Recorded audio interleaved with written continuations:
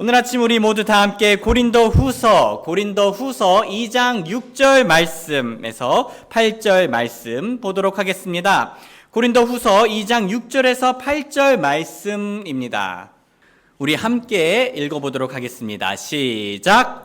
그런 사람에게는 많은 사람에게서 받은 이 벌로 충분하니라. 그런즉 너희는 오히려 그 반대로 그를 용서하고 그를 위로하는 것이 마땅하니 이것은 혹시라도 그런 사람이 지나친 슬픔에 삼켜질까 염려함이라.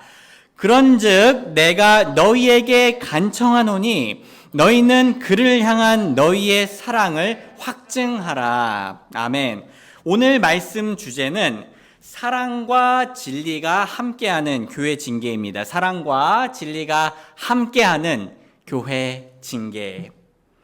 형제 자매님들, 지난 금요일 저녁 저와 가족들은 거실에서 함께 놀고 있었습니다. 그러다 문득 저는 아이들에게 성경 이야기를 좀 보여주고 싶었습니다. 그래서 유튜브를 TV에 연결해가지고 동영상 하나를 보여주었습니다. 주제는 창조였습니다. 화면이 까맣다가 하얗다가 파랗다가 그랬습니다. 그걸 본 종건이는 흥분하였습니다. 그리고 저에게 화를 냈습니다. 우 하면서요. 당시 제가 듣기에 종건이의 그 제스처와 목소리는 마치 이게 뭐예요 아빠, 재미없어요, 딴 거 틀어줘요 라고 들렸습니다. 그래서 저는 이번에 다윗과 골리앗 이야기를 보여주었습니다. 종건이는 조용해지며 집중하기 시작했습니다. 다윗이 사자를 죽이고 골리앗과 싸워 이기는 모습이 매우 재밌었나 봅니다. 아마 종건이는 커서 다큐멘터리보다는 액션 영화를 좋아하지 않을까 조심스럽게 예측해 봅니다.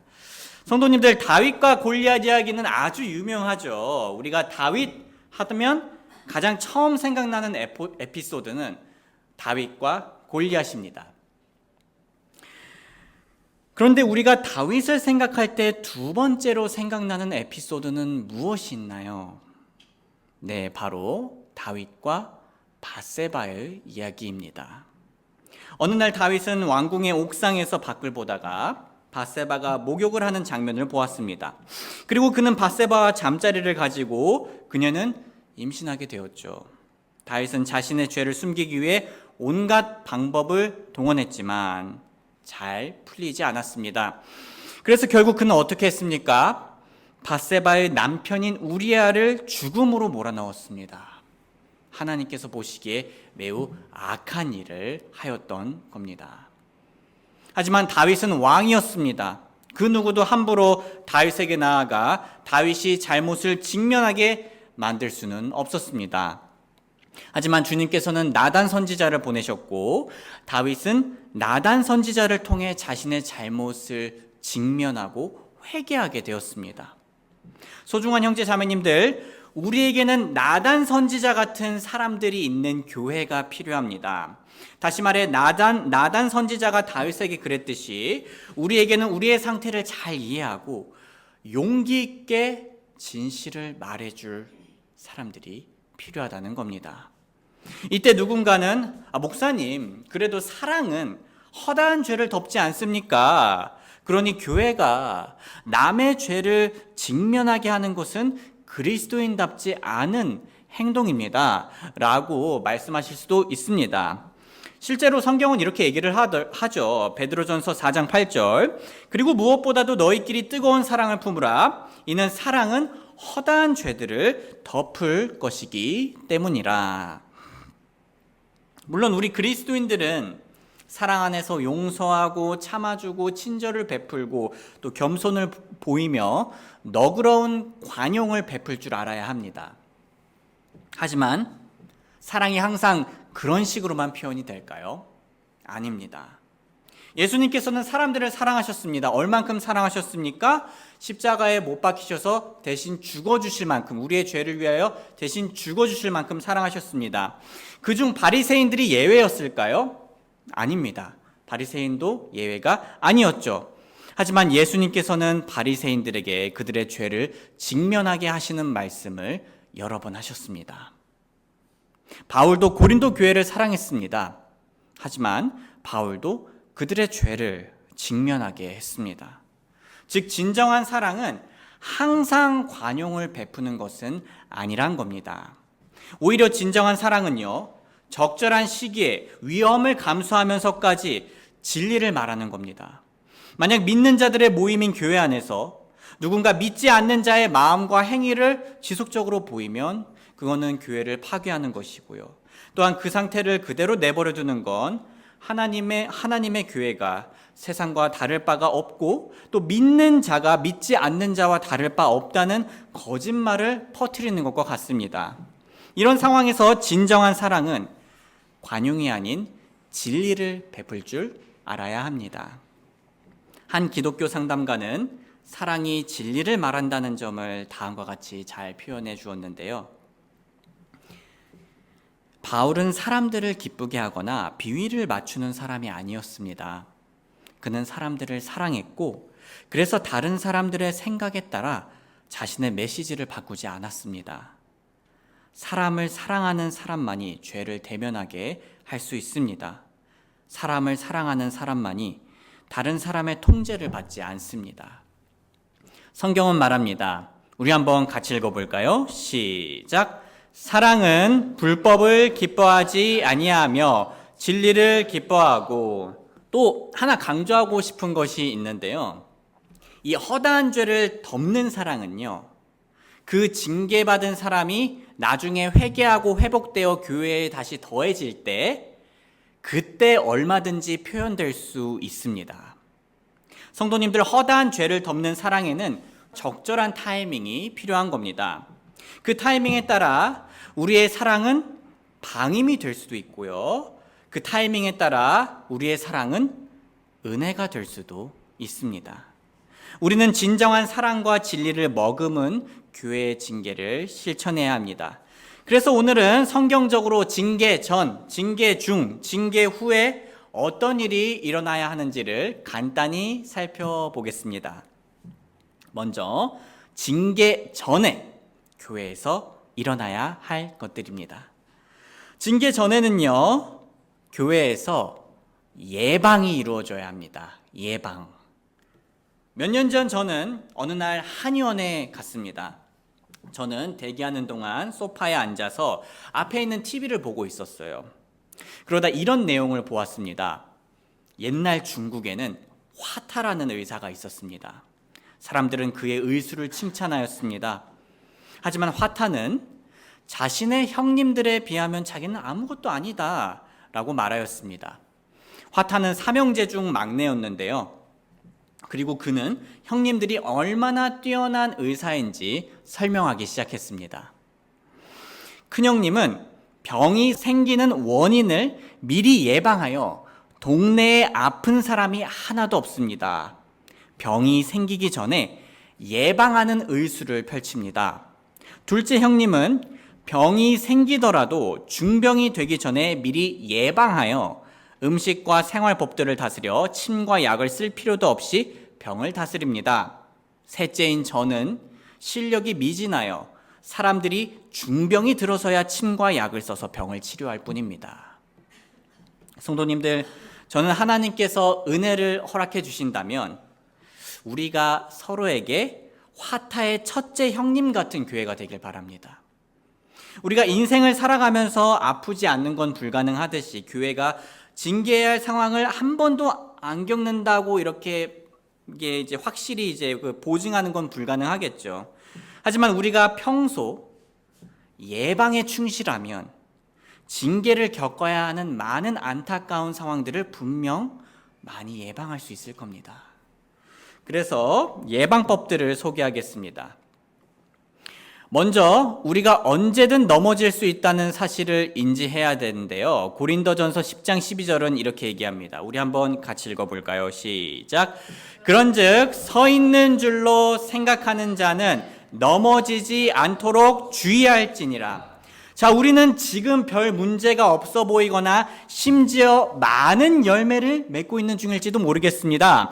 하지만 그 신실한 다윗도, 그 대단한 다윗도 크게 넘어졌던 때가 있습니다.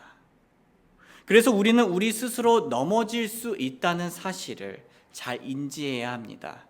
더 나아가 우리가 교회죠. 개인 플레이가 아닙니다. 팀 플레이입니다. 서로 넘어지지 않도록 격려하며 부축해주고 세워줄 줄 알아야 합니다. 데살로니가전서 5장 11절 그러므로 너희가 지금 행하고 있는 대로 너희들끼리 서로 위로하고 서로를 세워주라. 히브리서 10장 23절에서 24절 우리가 우리 믿음의 고백을 흔들림 없이 굳게 붙들자. 이는 약속하신 분께서 신실하시기 때문이라. 그리고 우리가 서로를 살펴보아 사랑과 선한 행위에 이르도록 격려하되. 다음으로 교회는 성도들 중 성경적인 정보나 교리가 아직 부족한 분들에게 말씀을 가르쳐 주어야 합니다. 사도행전 18장 26절 그가 회당에서 담대히 말하기 시작하였고 아굴라와 브리스길라가 그의 말을 듣고 그를 데려다가 그에게 하나님의 길을 더욱 완전하게 풀어 설명해 주었더라. 히브리서 5장 12절 이는 시간으로 보면 너희가 마땅히 교사들이 되어야 할 때인데 너희가 하나님의 말씀들의 첫째 기초 원리들을 누군가에게 가르침을 받을 필요가 있으며 또 단단한 음식이 아니라 젖을 필요로 하는 자가 되었기 때문이라. 또 세 번째 예방법은요, 시련이 올 때는 사람이 무너지고 방황하기가 쉬워집니다. 그래서 우리는 그런 때 위로할 줄 알아야 합니다. 고린도후서 1장 4절 그분께서 우리의 모든 환난 중에서 우리를 위로하시니 이것은 우리 스스로가 하나님께 위로받을 때 얻는 위로를 힘입어 우리가 어떤 어려움에 처한 자들이라도 능히 위로하게 하려 함이라. 마지막 예방법은 누군가 특정 죄에 빠지려는 경향이 보이기 시작할 때 주의를 주어야 합니다. 고린도전서 4장 14절 나는 너희를 부끄럽게 하려고 이것들을 쓰는 것이 아니라 다만 내 사랑하는 아들들에게 하듯 너희에게 경고하는 것이라. 자, 제가 빠르게 넘어갔는데요. 요약하자면 이런 겁니다. 교회가 징계를 내리기 전 예방법 4가지는 첫 번째, 언제든 넘어질 수 있다는 사실을 인지하기. 두 번째, 성경 지식을 알려주기. 세 번째, 시련이 올 때 위로하기. 네 번째, 죄에 빠지려는 경향이 보일 때 주의 주기입니다. 우리가 이 4가지를 잘 실천하면요, 우리 화타의 큰형님처럼 우리가 서로를 돌보고 예방할 수 있을 겁니다. 이제 징계 중에 교회에서 일어나야 할 것들을 살펴보겠습니다. 징계 중에 교회에서 일어나야 할 것들. 아시다시피 만약 교회 성도님들 중 누군가가 그리스도인으로서 적절치 않은 잘못을 명백히 지었음에도 불구하고 회개하지 않으시거나 특정 죄의 습관에 빠져 있는 채로 회개하지 않는다는 것이 드러나신다면 징계 과정은 시작이 됩니다. 그리고 그 과정은 우리가 지난 시간에도 살펴보았듯이 예수님께서 3단계로 잘 정리해 주셨죠. 마태복음 18장 15절에서 17절 말씀 우리 같이 읽어보겠습니다. 시작. 더욱이 만일 내 형제가 내게 범법하거든 가서 너와 그의 사이에서만 그의 허물을 그에게 말하라. 만일 그가 내 말을 듣거든 너는 내 형제를 얻은 것이니라. 그러나 만일 그가 내 말을 들으려 하지 아니하면 너는 한두 사람을 더 데리고 가서 두세 증인의 입으로 모든 말을 확증하라. 그 후에 만일 그가 그들의 말도 무시하여 듣지 아니하거든 그것을 교회에게 말하라. 그러나 만일 그가 교회의 말도 무시하여 듣지 아니하거든 너는 그를 이교도나 세리같이 여기라. 우리가 이런 징계 중 필수적으로 요구하게 되는 것 2가지가 있는데요. 하나는 죄를 직면하는 것이고요. 또 다른 하나는 죄를 회개하는 것입니다. 그리고 죄를 회개할 때는 하나님과 그 죄로 인해 영향을 받은 사람에게 잘못을 시인하며 사과하는 것을 포함합니다. 만약 3단계에서도 죄를 회개하지 않으면요, 회원에서 탈퇴가 되고요. 왜냐하면 예수님께서는 끝까지 회개하지 않는 자를 이교도나 세리같이 여기라고 말씀하셨기 때문입니다. 믿지 않는 자처럼 여기라고 하신 거예요. 그리고 그렇게 끝까지 믿지 않는 자처럼 반응하는 사람은요, 믿는 자들의 모임인 교회와 함께 할 수 없습니다. 참고로 형제 자매님들, 제가 지난주에 시간상 자세히 다루지 못한 것이 있는데요. 성도님들께서는 교회에서 신앙생활 하실 때 다들 상대방의 잘못을 하나하나 모조리 싹 다 징계감으로 삼지는 않으실 겁니다. 그렇죠? 지금까지 그러지 않으셨던 걸로 제가 기억해요. 서로 오래 참으실 때도 있으실 거고요. 또 이해해 주실 때도 있겠죠. 그런데 그렇게 하시기 어려운 때가 분명 언젠가는 생기실 거예요. 아무리 생각해도 상대방이 언행에서 명백히 잘못을 했고요. 그리고 그 명백한 잘못이 선을 좀 넘었어요. 그 말의 내용이라든가 태도가 말이죠. 그리고 그게 계속 내 마음속에서 생각이 납니다. 그때 혼자 끙끙 앓으시거나 쓴뿌리를 깊이 내리며 쓴 열매를 맺도록 내버려 두지 않으시길 부탁드리고 싶습니다. 왜냐하면 그 쓴 열매는 결국 복수의 칼날이 되고요. 교회를 하나 되지 못하게 만들고요. 기회가 되면 뒷담화로 퍼질 가능성이 매우 높기 때문입니다. 대신에 예수님 말씀대로 나에게 잘못한 사람에게 가셔서 말씀하시길 바랍니다. 1단계처럼요. 예를 들면 철수 형제님, 저번에 저한테 이렇게 말씀하셨는데 말하셨는데 그 말이 저에게는 상처가 됐습니다. 라고 여러분들 충분히 말하실 수 있습니다. 그 다음에는 주로 이런 반응이 나올 거예요. 미안합니다. 제가 정말 그런 의도로 말한 건 아니었는데 정말 죄송합니다. 다음부터는 주의하겠습니다. 이런 류의 반응이 주로 나타납니다. 이렇게 징계 1단계를 거치면 대부분의 문제는 해결되는 편이에요. 실제로 저는요, 예전에 외관에서 선교사님하고 교회를 섬겼을 때 이런 1단계를 종종 거쳤어요. 선교사님과 제가 서로 문화도 다르고 또 언어도 다르니까 얼마나 많은 오해거리가 생겼겠습니까? 또 우리가 완벽하지 않고 부족하다 보니까 언행에 있어서 또 얼마나 자주 실수를 했겠습니까?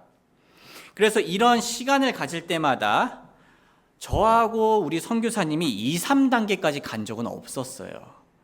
1단계에서는요, 서로 잘못한 부분이 있으면은 잘못했다고 고백을 하고요. 또 오해한 부분이 있으면은 오해했구나 라고 알게 되었고요. 하나님의 은혜로 잘 해결이 되었습니다. 물론 형제 자매님들께서는 이 1단계에서 잘 해결이 안 되는 경우를 경험하실지도 몰라요. 또는 1단계조차 실행하기가 어려운 환경이 있으실 수도 있습니다. 예를 들면 성별이 달라서 좀 1대1로 대화를 하기가 불편하실 수가 있고요. 또는 나이 차이가 좀 심해서 내 마음을 솔직히 말하는데 어려움이 있을 수가 있죠. 그럴 때는 저를 찾아와 주세요. 최선을 다해 관계를 회복하실 수 있도록 도울 겁니다. 참고로 이 과정 중에 저는 성도님들의 마음이 준비되시지 않으셨는데도 용서나 사과를 강요하지 않을 겁니다. 혹은 가스라이팅을 하지 않을게요. 이 자리에서 선서하겠습니다. 저는 우리가 하나님 안에서 진실되게 마음에서부터 그 갈등을 해결할 수 있도록 기도하며 도울 겁니다. 자, 마지막으로 징계 후에 교회에서 일어나야 할 것들입니다. 교회는 징계 후에 계속 회개하지 않는 사람과 회개하는 사람에게 각각 구별되게 다르게 반응을 해야 되는데요. 먼저 징계 후에 계속 회개하지 않는 사람을 대하는 방법입니다. 징계 후에 일어나는 것은 아까 보았듯이 교회 회원에서 제외가 됩니다. 그리고 징계받은 사람은 주님의 만찬에 참여할 수가 없습니다. 우리가 이렇게 하는 이유는 사랑이 없어서가 아니에요. 계속 강조하지만 징계받은 사람의 행실을 볼 때 그가 정말 믿는 사람인지 매우 의심스러운 상황이기 때문에 이런 조치를 취하는 겁니다. 그러므로 믿는 자의 모임인 교회에서 제외되어야 하고요. 믿는 자들이 행하는 의식인 주님의 만찬에서 제외되어야 하는 겁니다. 그리고 징계 후 경배 참여 가능 여부는 상황에 따라 다르실 수 있습니다. 물론 가장 이상적인 건 뭘까요?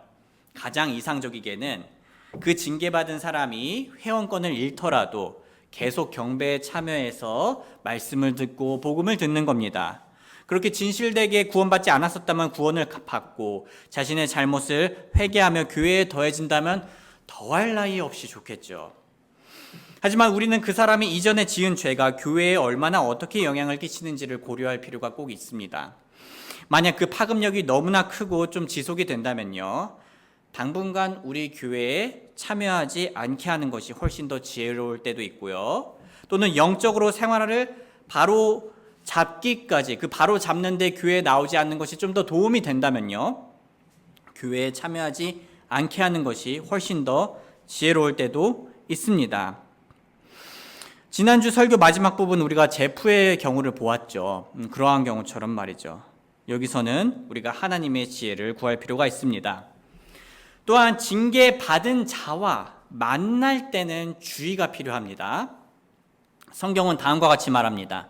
우리 한번 같이 읽어볼까요? 시작. 그러나 내가 이제 너희에게 쓴 것은 사귀지 말라는 것이니 만일 형제라 불리는 어떤 사람이 행음하는 자이거나 혹은 탐욕을 부리는 자이거나 혹은 우상숭배자이거나 혹은 욕설하는 자이거나 혹은 술 취하는 자이거나 혹은 강탈하는 자이거든 그런 자와는 같이 먹지도 말라는 것이라.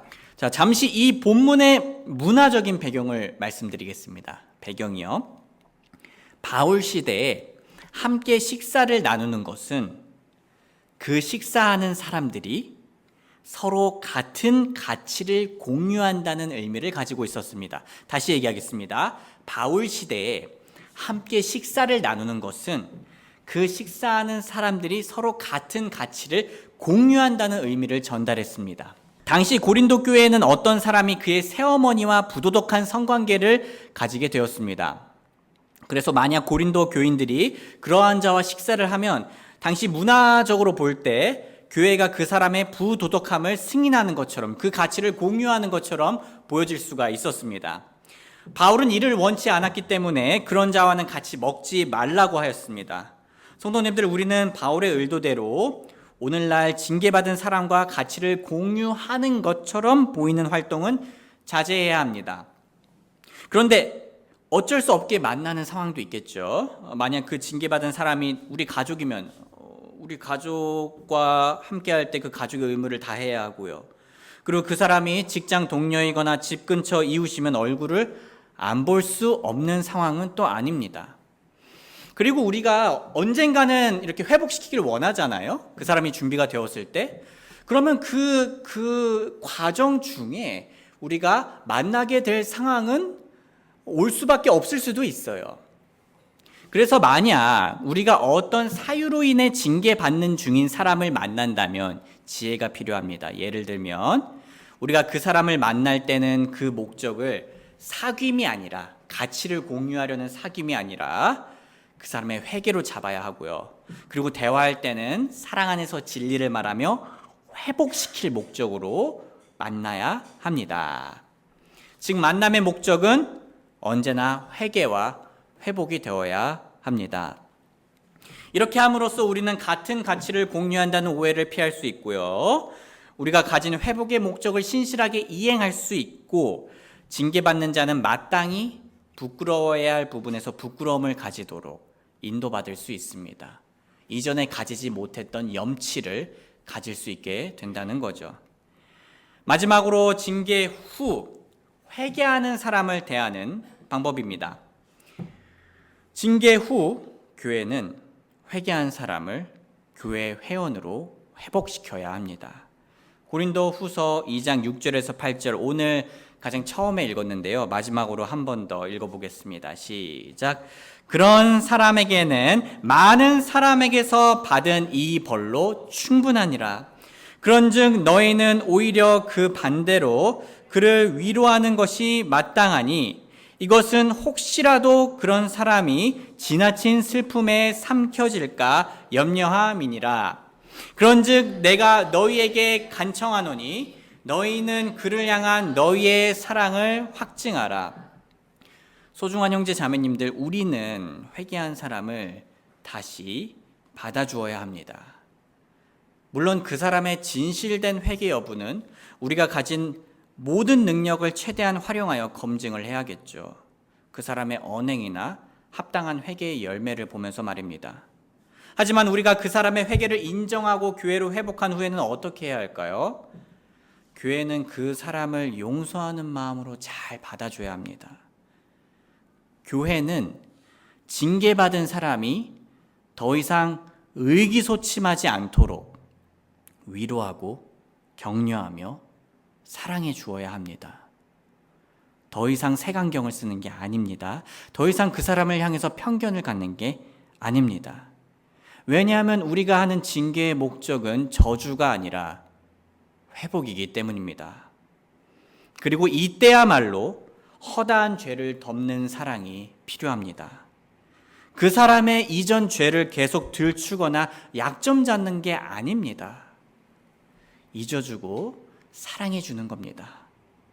우리는 징계받았던 형제나 자매가 더 이상 이전에 지은 죄로 인해 괴로워하지 않도록 우리의 사랑을 확증해 주어야 합니다. 마치 예수님처럼 말이죠. 사랑하는 형제 자매님들, 우리는 2주간에 걸쳐서 교회 징계라는 주제에 대해 살펴보았습니다. 특히 오늘은 교회가 징계 전, 징계 중, 그리고 징계 후에 성경적으로 무슨 일을 해야 하는지에 대해 살펴보았습니다. 그래서 이제 앞으로 우리가 이렇게 하길 원합니다. 우리 모두 화타의 큰형님처럼 최악의 상황이 오는 것을 최대한 예방하길 원합니다. 만약 징계를 해야 한다면 항상 사랑과 진리로 해야 한다는 것을 기억하길 원하고요. 마지막으로 회복된 지체가 예수님의 용서와 사랑을 머리가 아닌 피부로 경험할 수 있도록 잘 보살펴주는 저와 여러분들이 되길 주님의 이름으로 소원합니다.